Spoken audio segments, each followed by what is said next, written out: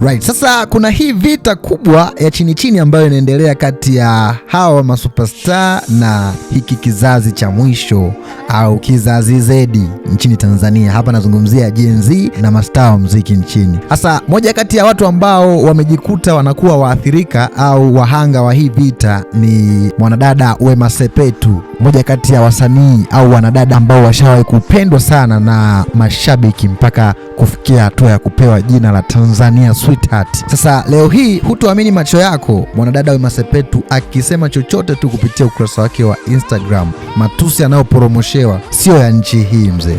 So what is happening kwa mwanadada kama Wema Sepetu ambaye alishawahi kuwa kipenzi cha watu wengi sana Tanzania? Leo hii hakuna hata mmoja anayemsupport. Akipost kitu chochote tu kupitia page yake ya Instagram anaporomoshewa matusi ambayo sio ya nchi hii. Watu wanaenda mbali zaidi, wanasema kwamba wewe umeshakuwa Tanzania Sweetheart, umeishi maisha ya umaarufu kwa muda mrefu lakini hujafanya chochote. Umetumia umaarufu wako hujapata mafanikio yoyote.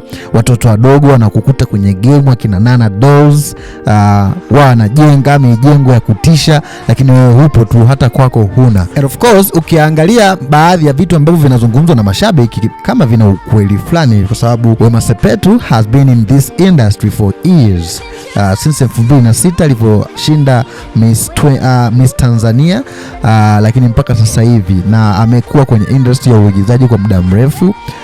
Amekuwa influencer kwa muda mrefu, lakini kwenye success watu hawaoni chochote. Maybe it's low key, lakini kwa wanadada lakini kwa hawa influencers au hawa vixens ambao wameibuka tu hivi karibuni, kwa mfano Nana Dolls ambaye pia ndiye anawekwa zaidi kama mfano, ana muda mchache sana kwenye industry lakini ana bonge la mjengo. So what is happening ni kwamba ni akili au ni kitu gani kwamba mwanadada Wema Sepetu akili hana? Anyway, sasa chanzo cha yote haya mpaka Gen Z na Wema Sepetu wamefikishana hapa, nafikiri wengi tunakifahamu. Ni baada ya vuguvugu la uchaguzi ambapo ilionekana wasanii wengi sana wapo upande wa chama tawala, kitu ambacho wananchi wengi sana hawakuvutiwa nacho, na kibaya zaidi wasanii hao au wanatasnia wengi walionekana kutoa maneno ya shombo au maneno ya kashfa kwa wananchi au kwa mashabiki wao. Sasa kuna kitu ambacho nafikiri ni cha kujifunza hapa, na nilisha kukizungumza kabla,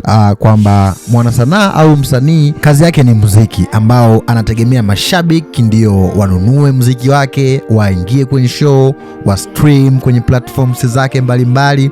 Sasa kuwakasirisha au kuenda tofauti na matakwa yao kwa kiwango fulani ni kama kutaka kumwaga ugali wako wewe mwenyewe. Sasa sio kosa kwa msanii kuchagua upande fulani wa chama fulani, but you have to be smart enough kujua kwamba hii inaweza kufikia hatua ikanigawanyia mashabiki zangu, kitendo ambacho kinaweza pia kikagawanya riziki yako, yani kikatawanya riziki yako. So hapa nafikiri ndipo ambapo wasanii wengi sana kutoka Tanzania wanafeli, kwamba okay, wao wanaamini kwamba ni haki yao kuchagua upande au kuchagua sehemu ambayo wanaweza wakawa, lakini mwisho wa siku wanajisahau kwamba wananchi au mashabiki ndio mabosi zao na ndio wanaoamua kwamba wao watatrendi au hawatotrend. So this time around wameamua sasa kukaza, na ndicho kinachotokea kwa hawa wasanii wetu.